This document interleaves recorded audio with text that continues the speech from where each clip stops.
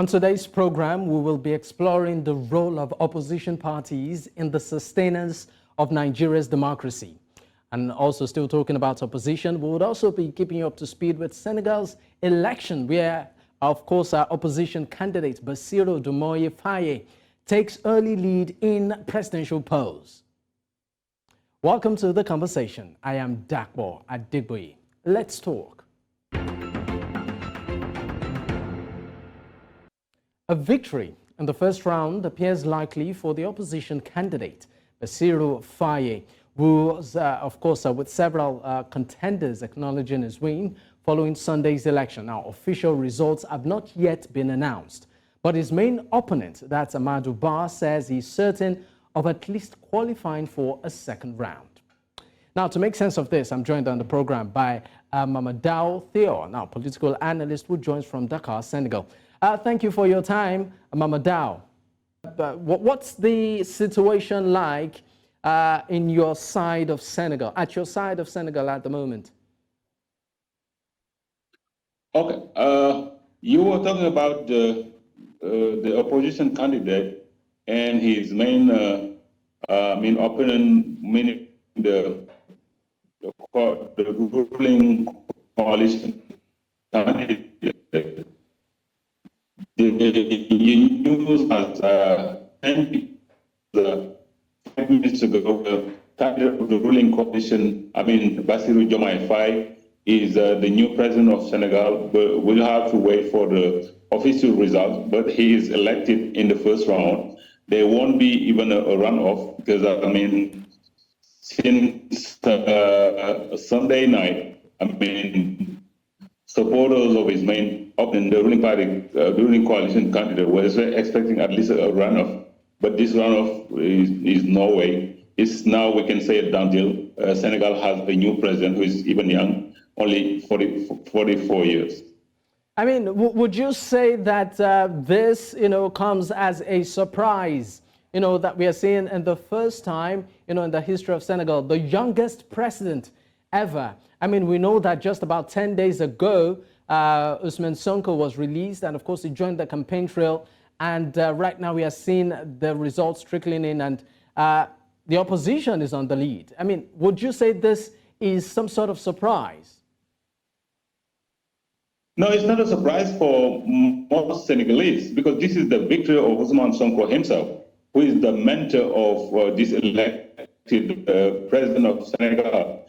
Because Ousmane Sonko was excluded from, could not run because the Constitutional Council decided that for political reason to exclude him from the ballot. And since he is politically really clever, he decided to choose his closest maybe friend in the party, who was at the time both in jail with him, to be the candidate. And fortunately for him, that was the best choice, because 10 days from they have been released from jail. It has been 10 days, and now we consider that they are the Bassirou Diomaye Faye, after being released 10 days from prison, has been elected president of Senegal. Some are of the opinion that this particular election has placed Ousmane Sonko on some sort of godfather, giving him some sort of godfather status. Do you share that sentiment? Yeah, I was talking about a mentorship. Ousmane Sonko is the mentor. And when you look at the electoral campaign trail, what they were saying, Ousmane Sonko is Bassirou Diomaye Faye, Bassirou Diomaye Faye is Ousmane Sonko. Because Ousmane Sonko is a political genius. He knew that. He could not run, but people want him to be elected.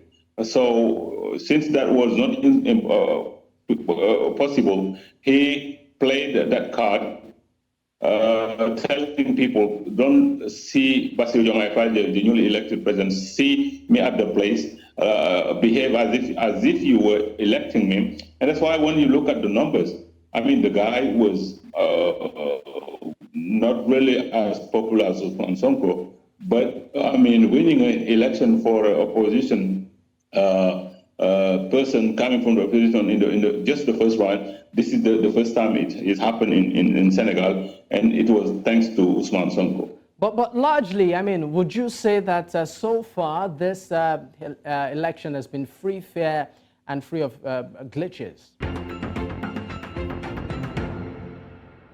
This is still the conversation, and of course, we are discussing the ongoing presidential polls happening in Senegal, where we have, of course, so far, we know that the opposition, that's Faye, is leading, and he will, of course, be making history as the youngest president, should the results be officially announced, in the country. But still, to make sense of this, I'm joined by Mamadou Theo, a political analyst who joins from Dakar, Senegal. Thank you for hanging on. Before we lost you, I was trying to, of course, find out from you if you feel that the process so far, that's the election process, has been free, fair, and free of glitches. Yeah, even the candidate of the ruling coalition who has just spoken to the press recognized that this has been the most transparent election in our democratic history, which means, when you look at what happened before this election to take place, I mean, what President decided to postpone it, people, most senators was mad at him, and the demonstration, 4 young people were killed. But, due to democratic traction in Senegal, I mean, we succeeded even to reduce what we call the time for the electoral campaign instead of 3 weeks in 2 weeks. And all the 19 candidates accepted it, and to make sure these elections take place before the end of the term of President Macky Sall, which is due on April the 2nd. All right, now, I mean, a lot of attention has been on Ousmane Sonko, and maybe not so much on Faye, himself. So, I mean, what exactly is the incoming president?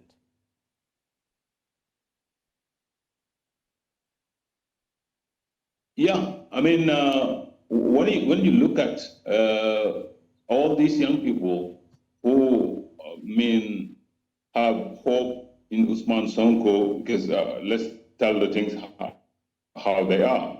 Even if Bassirou Diomaye Faye is elected, it is really Ousmane Sonko people are considering, and they believe that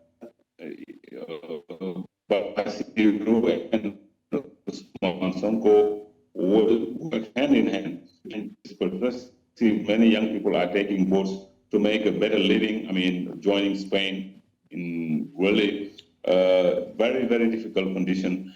And times are hard for all these young people. And now they have hope that since Ousmane Sonko promised that, I mean, there is no way to try to flee the country because they can make their life staying here. So that's why that'll be the main challenge. And the elected president, Bassirou Diomaye Faye, know that there won't be any kind of time to waste because people are, most of these young people, they are impatient to see big changes in their lives.